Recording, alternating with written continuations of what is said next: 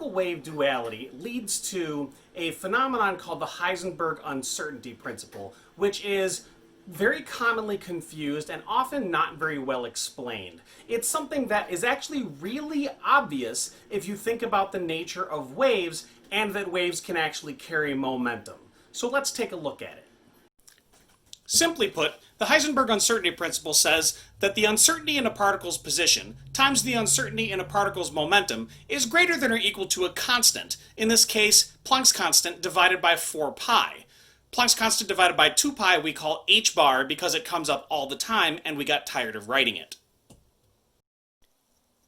But this is only weird if particles are behaving completely like particles. But if particles have a wave-like nature, it's very simple. Take this wave right here. Its momentum is proportional to its frequency, and because it's a nice, long, spread-out wave, it's very easy to determine this wave's frequency. But where is it? It's kind of everywhere, isn't it? Now look at this one. This one is not quite as everywhere, but its frequency would be harder to determine. It only exists for a shorter period of time, and it's a little more erratic, right? So the more we know about its position, the less we can know about its frequency. In the final extreme, check out this little blip. It's really easy to tell where it is, but what is the frequency of a single pulse? That's not a knowable number. It's almost a nonsense question. So we can know its position pretty much perfectly, but its momentum is a mystery. And so that's what that means. The uncertainty in position times the uncertainty in momentum is greater than or equal to a constant. It just has to do with the way waves wave.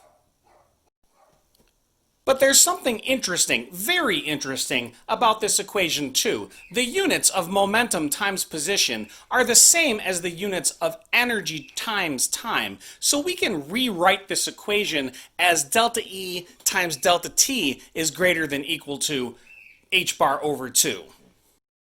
And the consequences of this are very interesting. Okay, so the units are the same, but does that really mean anything? It turns out yes, it means something extremely important. The uncertainty in energy times the uncertainty in time is greater than or equal to Planck's constant divided by 2 tells us that conservation of energy on the smallest scale starts to get very fuzzy. It turns out that you can borrow energy from the universe as long as you pay it back fast. It's like the universe is an inattentive parent and you've decided to borrow money from, say, mom's purse. If you borrow a nickel, you can probably get away with that for a long time. She's not going to notice. If you borrow $1, you'd have to pay that back a little faster. If you borrow $20, you're going to have to pay that back pretty fast. If you take $1,000 out of mom's purse, if you don't pay that back really, really fast, you're going to be in trouble. The universe is a little bit like that. And as ridiculous as that sounds, it actually leads us to the nature of electric charge. It turns out that what electric charge is the ability to create photons that you don't have enough energy to create. You create photons, and those photons start to stream away from the charged particle, and then suddenly go, wait a minute, I don't have enough energy to exist, and poof, they're gone. These photons are called virtual photons because they don't have enough energy to exist on their own for very long. The more energy they have, the less time that they can exist, which means they have a limit as to how far away they can get at the speed of light. Super low energy photons can go really far, but very high energy photons can't go very far at all, which means that the stronger photons, the higher energy photons, are near the charged particle, and the weaker photons are much, much further away. Doesn't that mirror how the electric field works? The electric field is very strong close in, and then as you go outward, it weakens by 1 over r squared, right? And that's because the electric field is a cloud of virtual photons being created via the Heisenberg uncertainty principle, borrowing energy from the universe for a very short period of time, and then paying it back. That's what the electric field is, a cloud of virtual photons.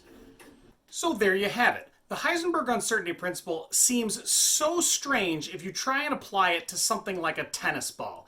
What do you mean I can't know both where it is and where it's going and how fast at the same time? That's ridiculous, right? But if you apply it to waves, it's very simple. Where things get confusing is the particle-wave duality, where things like electrons, or even sometimes nuclei, can behave sometimes like a particle and sometimes like a wave. And so there's a lot of confusion and there's a lot of wishy-washy weirdness out there if you look up the Heisenberg uncertainty principle. But frankly, most of that comes from people not thinking about it in the right way. So I hope this helps break open the door to some of why quantum mechanics is weird, and to also take it and say, but yeah, it makes more sense than people like to say.